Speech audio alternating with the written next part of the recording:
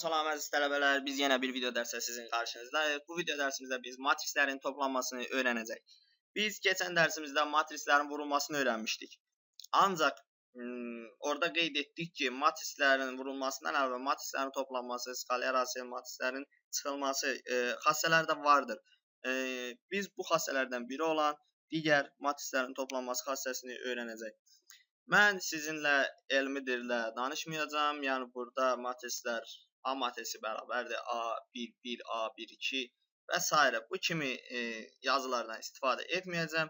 Mən yalnız sizə matrislərin toplanması, misallara tətbiqini izah edəcəm. Və digər dərslərimiz də belə davam edəcək. Siz əgər onları öyrənmək istəyirsinizsə, müəllim deyənləri və kitabdan yazılanları oxusanız kifayətdir. Və həmin o kitabda yazılanları isə öz sözünüzlə ifadə etsəniz, bu sizin üçün kifayətdir və imtahanlarda uğurlu nəticələr göstərə bilərsiniz.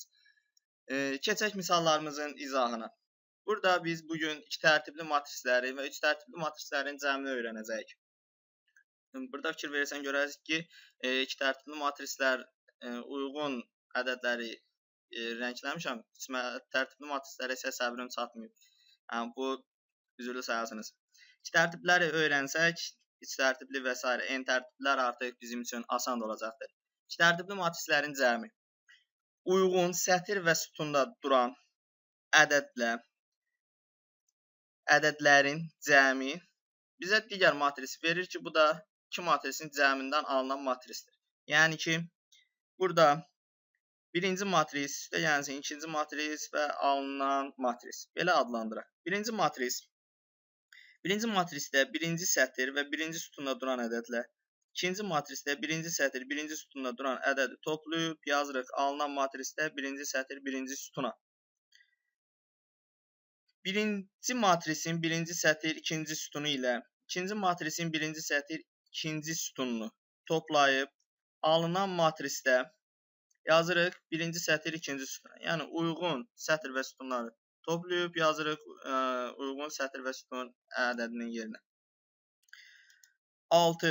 Birinci matrisin ikinci sətir, birinci sütunu üstəgəlsin 5 ədədi.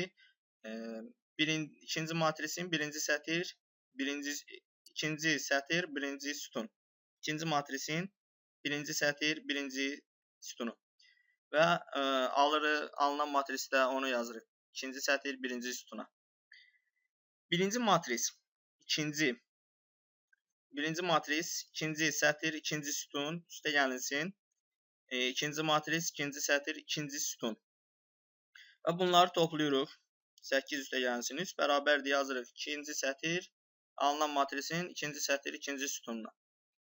Üç tərtibli matrislərdə eynən elədir, yəni uyğun ədədlərin, uyğun sətir və sütunda yerləşən ədədləri toplayıb yazırıq. Məsəl üçün 1 üstəgəlsin 3, birinci matrisdə 1, birinci sətir, birinci sütunda yerləşir. İkinci matrisdə 3, birinci sətir, birinci sütunda yerləşir. Və bunları yazdıqda eyni sətir, eyni sütunda yerləşən ədədləri toplayıb, eyni sətir və eyni sütunda alınan matrisə yazdıqda, sonda aldığımız matris belə olacaqdır. Yəni, elə də çətin bir mövzu deyil. Daha sonra biz bugün fərqli olaraq, digər videolardan fərqli olaraq sizin üçün ev tapşırığı veririk və siz burada alınan cavabı bizə deyə bilərsiniz və özünüz müstəqil şəkildə işləyərsiniz. Ev tapşırığımız budur. Siz bunu yazıb şərh bölümündə bizə deyə bilərsiniz.